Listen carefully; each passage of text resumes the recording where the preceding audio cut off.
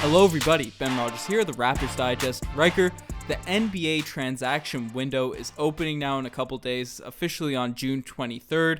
And our last video we talked about potentially signing a guy like Boogie Cousins, or if we should bring up the two-way players like O'Shea Brissett and Paul Watson, who obviously have shown sort of some positive attributes over the course of the season and obviously been integrated with the team.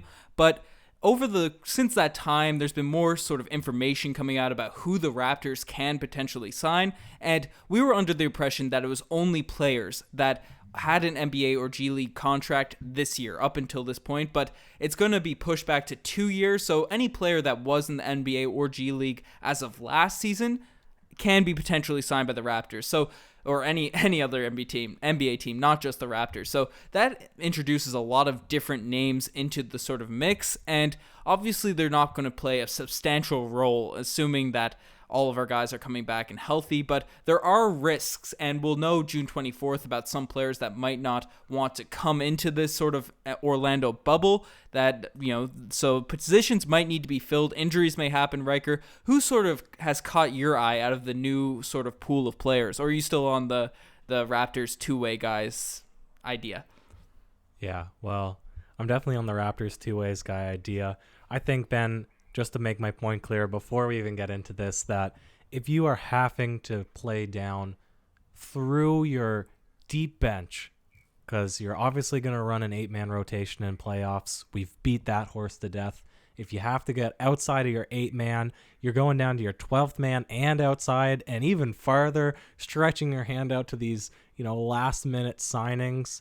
I think you're in a real trouble. You're in a troubled position there, Ben. But if that had to happen, because as you said, there are a bunch of other factors, right? I mean, Austin Matthews of the Toronto Maple Leafs, he allegedly, or maybe confirmed, just got sick as well with the virus. So it's possible that there could be a string of that, or players that are withholding. So just to throw that question back to you, Ben, who are the players in contention? Because my heart is set on, our core roster now, but anything could happen. So who are the guys that we're really looking at?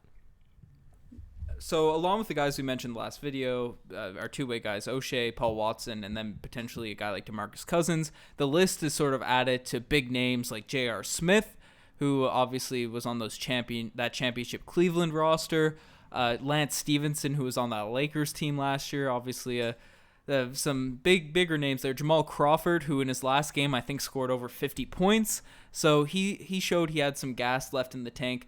Though that's sort of the first group of big name players there, and there's a couple guys I want to throw at you later. So out of those three guys, would you be interested in getting any of those high volume, sort of inconsistent but streaky players onto the roster, or are you the not only guy it? that maybe would interest me, J.R. Smith, has got to be a no, and if there was any place for him in the league, well, with his antics and with his inconsistencies and his IQ as of the last few seasons, I mean, he does show a little bit in terms of height, and he can be a streaky three-point shooter. But if there was a place for him in the league, Ben, would he not be in the league right after he got cut from Cleveland? Would somebody not have picked him up if they thought this guy can at least offer something, right, to our deep bench?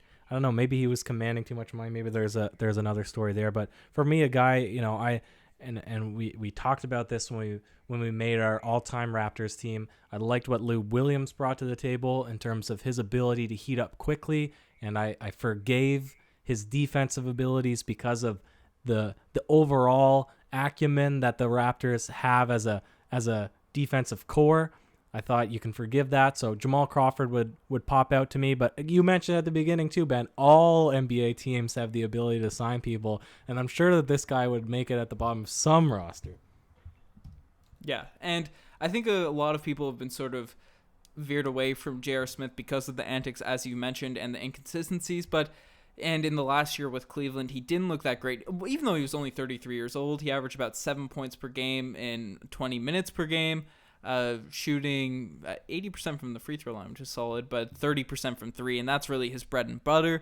Jamal Crawford also took some statistical dips in his last season, but he did have that remarkable showing in his last and final game, so there could be potential.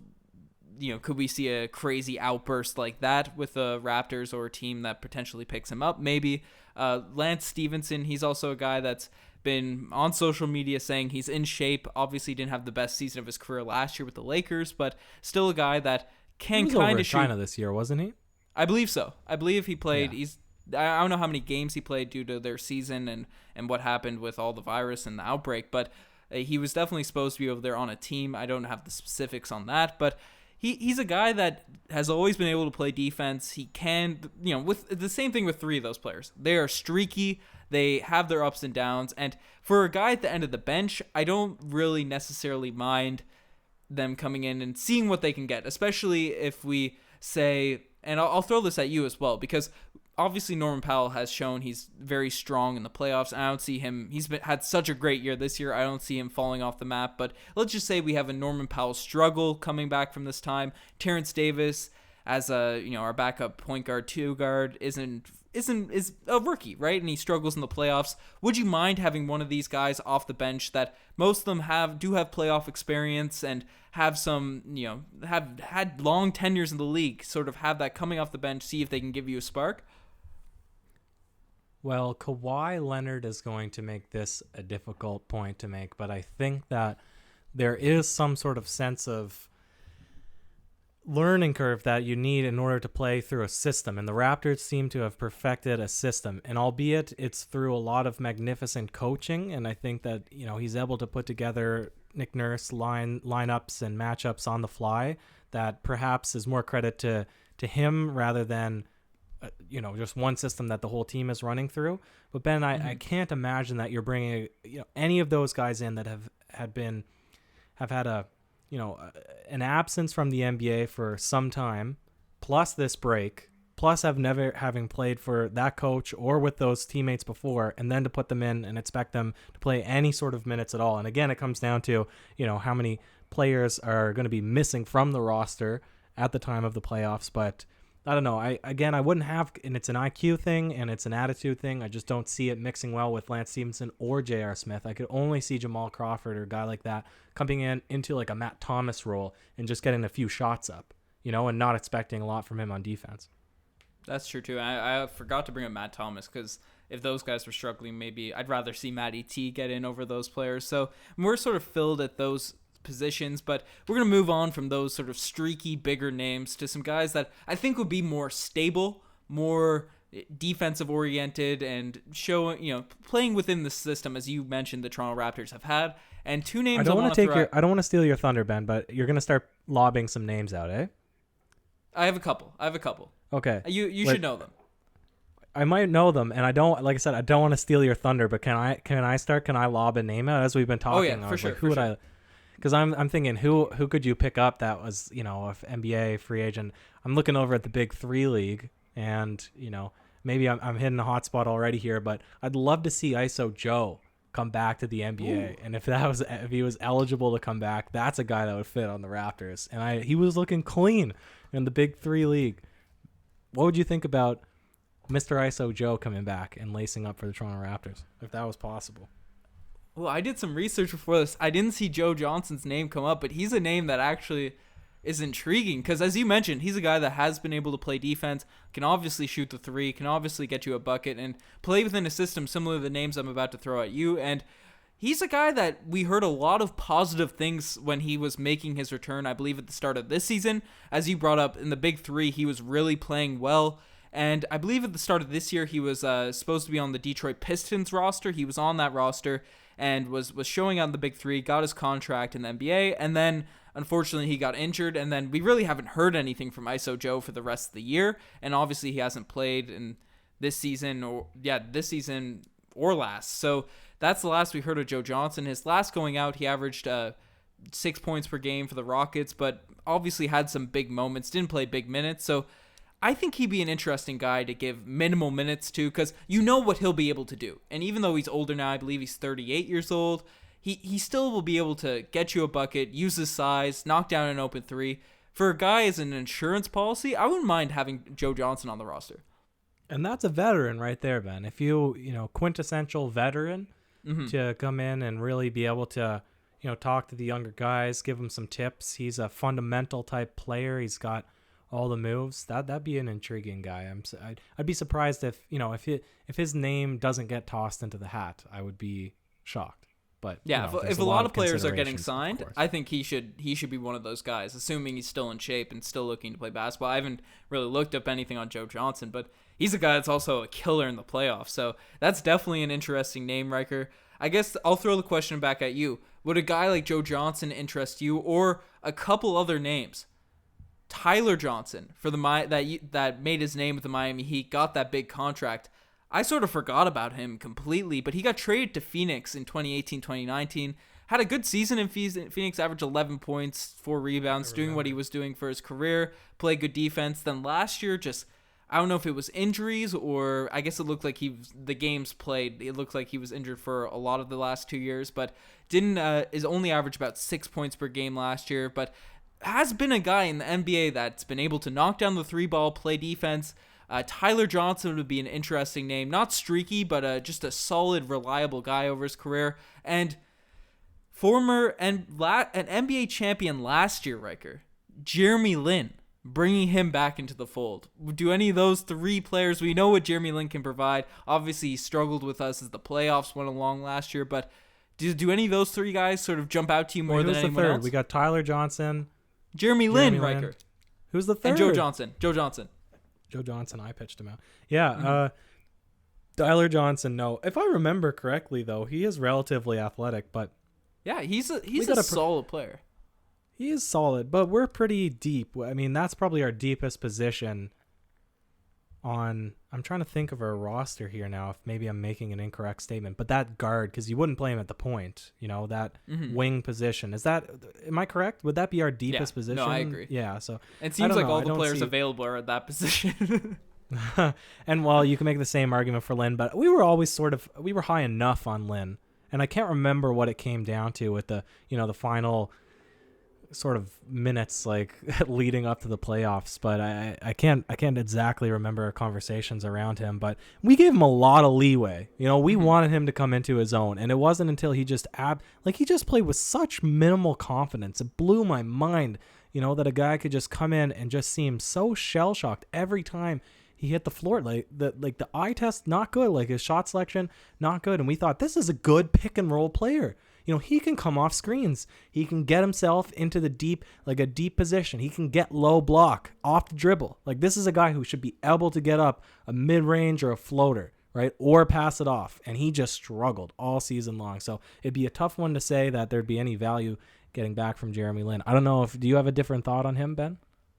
Yeah, I completely agree with you. Both you and I were really high on signing him. When he was with the Atlanta Hawks just last year, midway through, he was averaging 11 points per game, shooting about 34% from 3, dishing out assists, being a good veteran guy for that team. Obviously, Lin's been a stable player throughout the course of his career. Then he came to us, and remember, he didn't hit a 3 for his first 7 or 8 games with the roster. He looked just completely a shell of himself in terms of confidence. And then we'd see 1 or 2 games where he was just confident, playing like the usual Jeremy Lin. Not a guy that's a superstar, not a Kawhi Leonard or a Kyle Lowry, one of those players that'll get you 20 a night, but a guy that could force, as you mentioned, play the pick and roll, be a skilled guard, a bad starter in the league, a good backup. We saw flashes of that, but it wasn't consistent enough, and because he was inconsistent, was completely played out of the rotation. So I don't know if he just didn't have enough minutes or what the story was. Ben, you might have another player up your pocket, but maybe you don't. And I'm gonna throw him out. I'm enjoying. There's just guys that are just popping into my mind here now. Don't call it a comeback. All right, he did look to make his NBA return, Ben, and he was looking for a lot of money, and then we thought, any team thought, you can't really sign this guy because his heart might explode while he's out on the court, literally. But could this be Chris Bosh's time to make an NBA comeback? Could you sign that man? Geez, you took me aback there with the heart exploding, because obviously the reason Chris Bosh has been out of the league is the blood clots in his lungs. I think we can brush over this pretty quickly. I'm pretty sure he stated he's officially retired. Obviously, if he was completely healthy, available, he'd be a perfect fit for this team, being a big that can stretch the floor. And Chris Bosh is a beast, but he's older now and he's made his money. I don't think he's going to risk the health of sort of coming back. I'd love to know the health impact, like what's the risk of playing one playoff series, Wouldn't it be cool to have him on the deep bench? He could come in and hit a couple threes. I have no doubt in my mind he could be a role player. I think, but like the shape you'd have to get in to sort of play at that level, I just don't think it's realistic. I don't think it's. I think he's officially stated he's retired and not coming back. So I don't think it's possible. As cool as it would be, because I'm a fan of Chris Bosh. I always like the guy. I was rooting for him, and it's a tough thing. But to sort of keep on the theme of former Raptors, Riker, the last name I have in mind, I'm gonna throw at you. It's been a couple seasons, so the GoDaddy curse is probably lifted. But 3-point sniper, PJ's founder himself, CJ Miles. Would you want to see a return of CJ Miles back into the roster? When you think about CJ Miles, Ben, do any good games come to mind? He was good his first season with us. He was good his first season with us. I will stand by that. It wasn't until the GoDaddy curse. It wasn't until the GoDaddy curse. Who was an automatic miss? Which player? This is half a quiz. It's recency bias, Riker. Recency bias. It's part rhetorical, Ben. It's part literal. Who was guaranteed an automatic miss from 3-point? Like who when he got it, basically he's gonna miss. Was that CJ Miles? His second year with the Raptors, when he had the GoDaddy curse. Yes, I agree with you. He was not nearly as strong of a player as he was before. Who would you rather? And I'm talking final season with the Raptors. Like no other season. You can't. No season prior, no season after. Okay, final season. Mm-hmm. Would you rather final season CJ Miles or final season DeMarre Carroll? Oh. And you not able to answer that question answers your answer. That's my answer to your question. Silence. We obviously don't want CJ Miles back on the roster.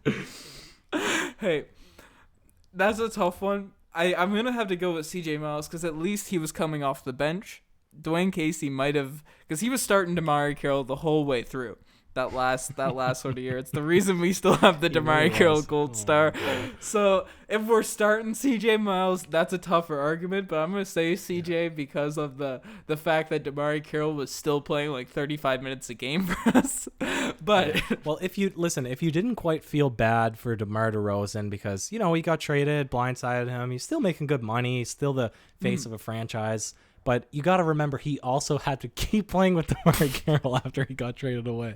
So if you didn't feel bad for him before, always remember that he got rid of DeMarre Carroll and then had to follow him.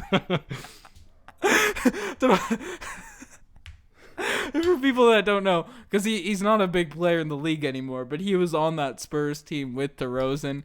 If you haven't been keeping up on the DeMarre Carroll story, but he's a good guy. He seemed, his intentions were right. He was just injured for us and couldn't make a shot. 3 and D with no 3 and no D. One of those rare guys. There's a lot that'll only give you 1 when they promise 2, but he was one of the rare ones that gave you 0. 0 for 2. That's tough. You made a good. TJ Miles, his first year with the Raptors, he was good. Averaged 10 points per game. Shot 36% from 3. Was a part of that bench mob that was filthy. With Fred, Siakam, DeLon Wright, Jakob Poeltl, and CJ. That unit sort of tore up the NBA until the playoffs hit. But yeah, the second year wasn't great. He had a good finish to the season last year with Memphis, but this year he got injured for the Washington Wizards 10 games in, and then just. That's why he's not on a roster right now. So maybe, would you mind him as a 15th, 17th player? Yes, I would mind. Yes. Well, that was a assuring answer there. I don't know. I wouldn't mind him he was a good guy. I wouldn't mind seeing the commercials back so he could take the curse when the playoffs out. I don't know what I'm saying. Who would you guys think? You're the best for making it this far, listeners out there. Who do you guys want to see the Raptors pick up? Is it one of the two-way players we already have on the team, or 2 of them, or do you guys want to see the Raptors sort of venture out to guys like CJ Miles? Honestly, DeMarre Carroll might be available. Riker, I'm sure if we asked the Rockets or wherever he is to waive him, we could bring him back too. Oh my God, ISO Joe, man, we gotta look for ISO Joe. That's true. Let us know down in the comment section below who you guys want to see. You're the best fan so far. Check out the Twitter, the Instagram, especially the Instagram. We haven't been very active on Twitter, but the Instagram, that's we've been sort of revamping that, so definitely check that out. And yeah, you have any last words, Riker? That's it for me, Ben. Cheers.